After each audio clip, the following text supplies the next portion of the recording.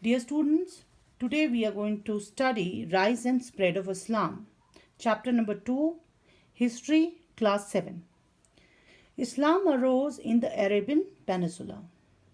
It started from here, okay, which is the vast desert lying between the Red Sea and the Persian Gulf. So, Arabian Peninsula lies between Red Sea and Persian Gulf. It is all deserted area. In the 7th century AD, Prophet Muhammad founded a new religion called Islam. So, Prophet Muhammad was the founder of Islam, which united the varying nomadic tribes of Arabia. Now we are going to study advent of Islam. In this, we are going to study the early life of the Prophet, divine revelations, and Hijrah. Early life of the Prophet. The founder of Islam, Prophet Muhammad, was born in Mecca around AD 570. He was early in life. He was brought up by an uncle. Divine revelations. Revelation means disclosing of divine secret.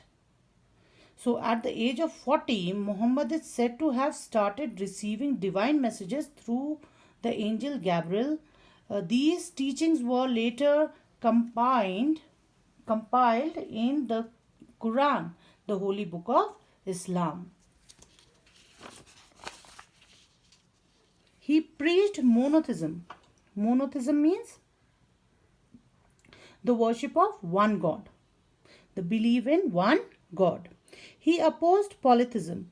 Polytheism means the belief in many gods, and idol worship also.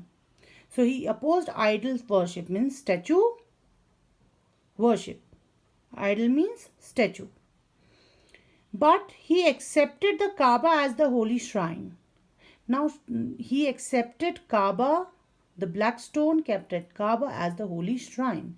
Now what is shrine? Shrine is a place that is important to a person or a group of people for religious reasons, place of religious importance. Okay. Now let us take Hijrah. Muhammad was forced to leave Mecca as some of his teachings went against the established faith of the Arabs. Arabs that time, many tribes used to believe in polytheism. So there were some of his teachings which went against their established faith. So his journey from Mecca to Medina in 622 AD is called Hijrah. So this event marks the beginning of Islamic era and the birth of the Muslim community, or which is also known as Ummah. Now let us study the Muhammad's teachings. So Muhammad called upon his followers to accept Islam, and the followers of Islam are called Muslims. So his followers who accepted Islam are called Muslims. Islam prohibits the use, prohibits means does not allow, okay. So the use of certain things like the worship of idols, eating of pork, and the charging of interest on loans. So these are certain things which are not allowed under Islam. Now let us discuss the 5 duties of Muslims. Every Muslim must correctly recite aloud the Shahada. Shahada is the basic statement of faith. Every Muslim should recite it aloud at least once in his lifetime. And Shahada states that there is no God but Allah and Muhammad is his messenger. Every Muslim must pray 5 times a day.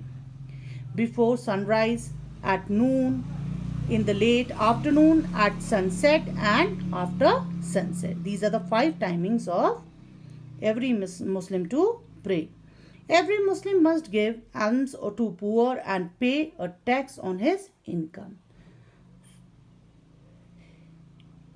Every Muslim should fast from dawn to dusk in the month of Ramzan. Ramzan is the holy month of Muslims. It is the 9th month of Islamic calendar. Every Muslim who can afford to undertake the annual pilgrimage Hajj. Pilgrimage means a journey to a holy place. Okay.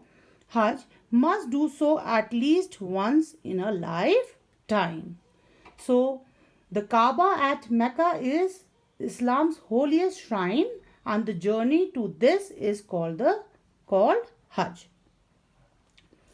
Thank you. Stay tuned for the next video.